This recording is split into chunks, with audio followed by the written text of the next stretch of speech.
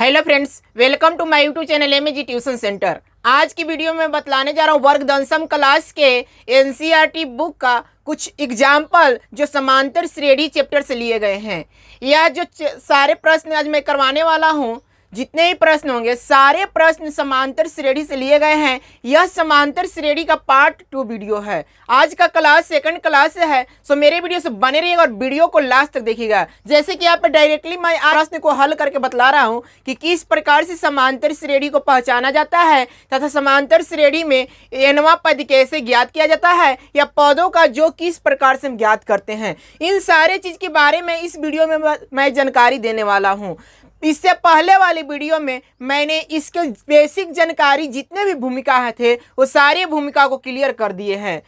सो अब चलिए हम इस प्रश्न को देखते हैं। प्रश्न क्या कर रहा है? प्रश्न दिया एपी का मतलब होता है अर्थमेटिक प्रोग्रेशन यानी कि समांतर श्रेणी। एपी 3/2 1/2 -1/2 -3/2 डॉट डॉट डॉट के लिए प्रथम पद ए और सार्वआंतर डी लिखिए। यहाँ पे प्रश्न जो दिया गया है ये सीक्वेंस दिए गए हैं। इस सीक्वेंस में सबसे पहले क्या कह रहा है कि प्रथम पद यानी कि ए और सार्वआंतर डी लिखना है। तो प्रथम पद क्या होता है और सार्वआंतर क्या होता है उसको लिखने के लिए बोल रहा है। प्रथम पद जैसे कि मान लिया जाए कि यहाँ पे प्रथम पद लिखने के लिए यहाँ पे देखिएगा ध्यान से सीक्वेंस क्या दिया, 2/3 1/2 -1/2 -3/2। इसमें क्या करना है आपको कि प्रथम पद कह रहा है। तो प्रथम पद क्या होता है? प्रथम पद यहाँ पे ये जो दिया गया ये होता है प्रथम पद। ठीक है, ये प्रथम पद होता है। यानी कहने का मतलब है कि यहाँ पे 3/2 जो दिया गया है तो 3/2 क्या हो जाएगा? प्रथम पद हो जाएगा। 3/2 क्या हो जाएगा? प्रथम पद हो जाएगा। और इसी को हम बोलते हैं ए से सूचित करते हैं। प्रथम पद को किससे सूचित किया जाता है? ए से। यानी ए बराबर कितना गया? 3/2 हो गया। इसमें अब क्या पूछ रहा है? आगे पूछ रहा है कि सार्वआंतर यानी कि डी लिखे। तो सार्वआंतर किस प्रकार से ज्ञात किया जाता है? सार्वआंतर ज्ञात करने के लिए ध्यान दीजिए, जैसे कि यहाँ पे दिया गया है, यहाँ पे जो सीक्वेंस है इसको मान लीजिए A1, इसको मानिए A2, इसको मानिए A3, इसको मानिए A4, इस तरह से। तो इसमें देखिए D निकालने के लिए क्या होता है? D इज इक्वल टू क्या होता है? A2 - A1। ठीक है, D बराबर क्या होता है? A2 - A1। कहीं कहीं पे T1 T2 दिया गया रहता है तो A2 - A1 करेंगे। ठीक है, D का मान ज्ञात हो जाएगा। यहाँ पे सबसे पहले देखिए कि A2 कितना दिया गया है? 1/2। तो यहाँ पे क्या करेंगे? 1/2 करेंगे। माइनस क्या दिया गया? A1 कितना 3/2। तो यहाँ पे क्या करिएगा? 3/2 करिएगा। अब इसको भिन्न का जैसे भिन्न आगे भिन्न के रूप में आ गया, भिन्न के घटाव के रूप में आ गया। तो भिन्न के घटाव बनेगा तो 2 और 2 का एलसीएम क्या आ जाएगा? 2। फिर क्या करता है कि 2 में 2 से भाग देने पर 1 आएगा। 1 में 1 से गुना करेंगे तो 1 हो जाएगा। यहाँ पे फिर 2 में 2 से भाग दिए 1 में 3 से गुना करेंगे तो क्या आ जाएगा? 3। अब यहाँ पे देखिए 1 में से 3 को घटाना है तो 1 में से 3 को घटाने के लिए क्या लिखेगा? -2 बटा यहाँ पे क्या आ जाएगा? 2। ठीक है, -2/2 और इसको 2 से 2 काट दीजिए, कितना आ जाएगा? -1। यानी कि D इज इक्वल टू क्या आ गया? तो D इज इक्वल टू -1 आ गया। यही इसका प्रश्न का क्या होगा? आंसर हो गया। जैसे कि प्रथम पद कितना आ गया? तो प्रथम पद A बराबर आ गया 3/2। ध्यान दीजिए प्रथम पद A बराबर कितना है? 3/2 और D बराबर क्या आ गया? तो D बराबर -1 आ गया। इस तरह से प्रश्न को हल किया जाता है। चलिए अब मैं बढ़ाता हूँ नेक्स्ट प्रश्न की ओर। देखिए नेक्स्ट प्रश्न किस प्रकार से आते हैं। अब इस प्रश्न को देखिए ध्यान से। यह प्रश्न क्या कह रहा है? यहाँ पे प्रश्न जो दिया गया है क्या है? संख्याओं की निम्नलिखित सूचियों में से कौन कौन से एपी नहीं है?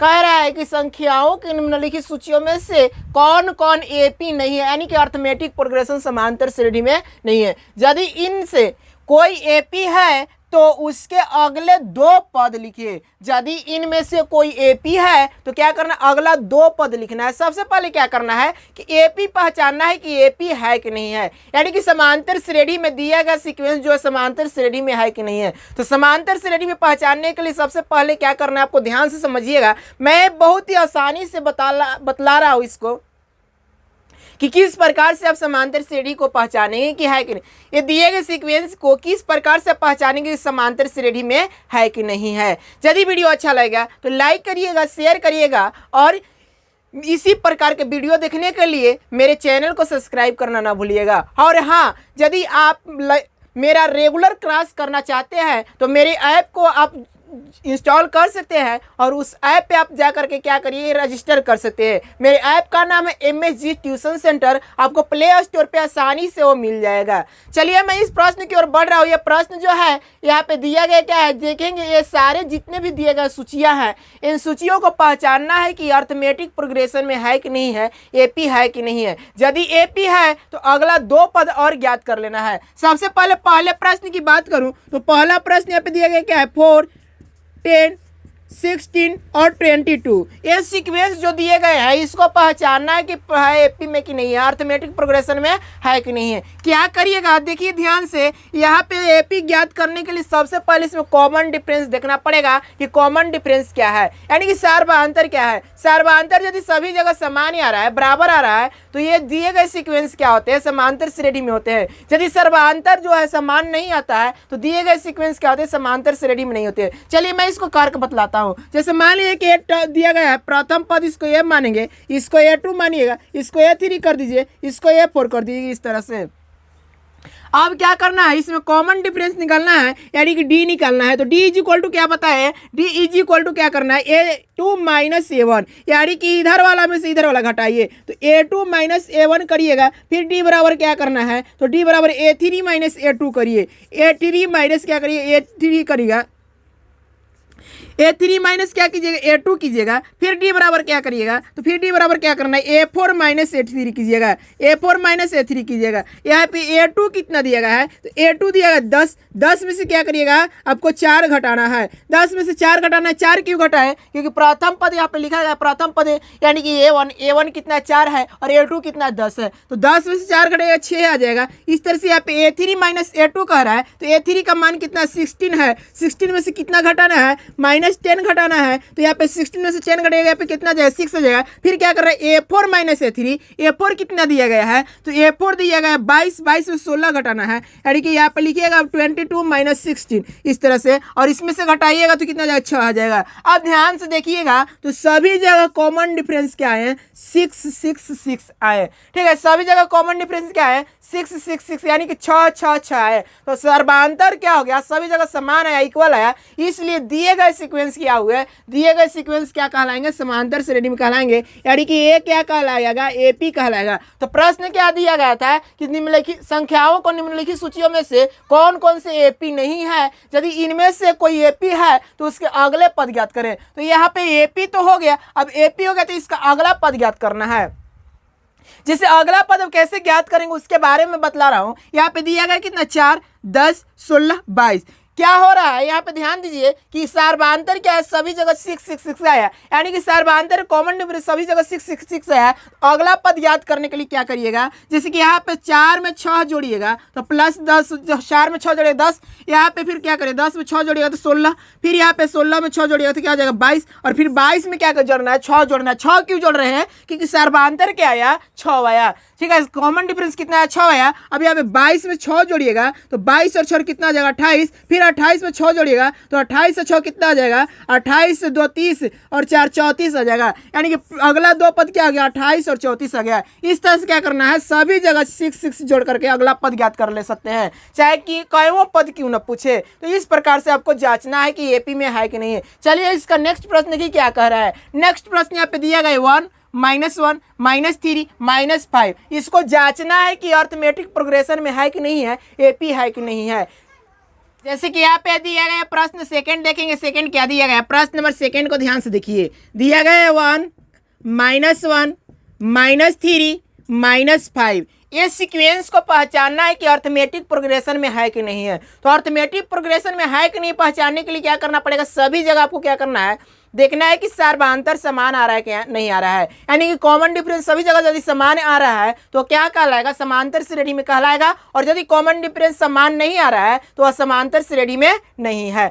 चलिए अब इसको ज्ञात करने के लिए समांतर श्रेणी यानी कि D बराबर ज्ञात करने के लिए क्या करेंगे, यहाँ पे A1 इसको कर दीजिए, इसको A2 कर दीजिए, इसको A3 कर दीजिए, इसको A4 कर दीजिए। अब क्या करना है, A2 माइनस A1 करेंगे। D इज इक्वल टू क्या आ जाएगा, A2 माइनस A1। ठीक है, यहाँ पे फिर लिखिए D इज इक्वल टू क्या आ जाएगा, A3 माइनस A2। यहाँ पे D इज इक्वल टू क्या आ जाएगा, A4 minus A3, A4 minus क्या हो जाएगा A3। अब यहाँ पे A2 दिया गया कितना है, ध्यान समझिए, A2 -1 दिया गया, पे -1 हो जाएगा और फिर माइनस कर रहा है, फिर A1 कितना है 1 है, तो यहाँ पे 1 करिएगा।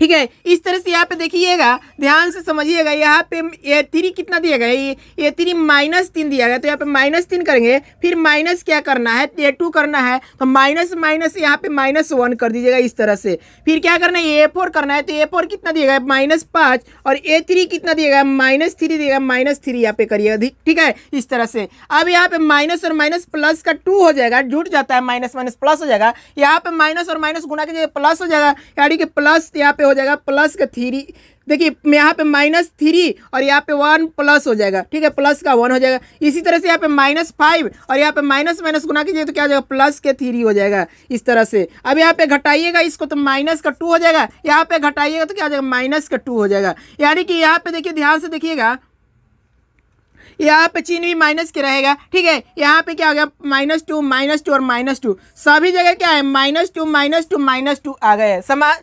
तो सभी जगह क्या हो गया, -2 आने का मतलब क्या हो गया कि कॉमन डिफरेंस सभी जगह समान हो गए। सार्वधांतर क्या हुए, समान हुए। यह पद दिया गया सूची क्या कहलाएगा, यह सीक्वेंस क्या कहलाएगा, दिया गया सीक्वेंस जो है समांतर श्रेणी में है कि नहीं है, कैसे पहचानिएगा, तो सभी जगह क्या होगा, समांतर श्रेणी यहाँ पे देखिए है कि नहीं, पहचानने के लिए क्या करना है, कॉमन डिफरेंस सभी जगह समान है। जब कॉमन डिफरेंस सभी जगह समान आ गए तो क्या हो गया, समांतर श्रेणी में है। कहने का मतलब क्या है कि कॉमन डिफरेंस सभी जगह क्या है, -2 और -2 सभी जगह कॉमन डिफरेंस समान आ गए, इसलिए क्या हो गया, समांतर श्रेणी में है। अब समांतर श्रेणी में है तो इसका अगला पद ज्ञात करना है 2 गो, तो अगला पद ज्ञात करने के लिए यहाँ पे देखिए -5 है, यहाँ पे -5 है तो प्लस का 2 करिएगा, यहाँ पे -2 जोड़िएगा और तो -2 और जोड़िएगा तो क्या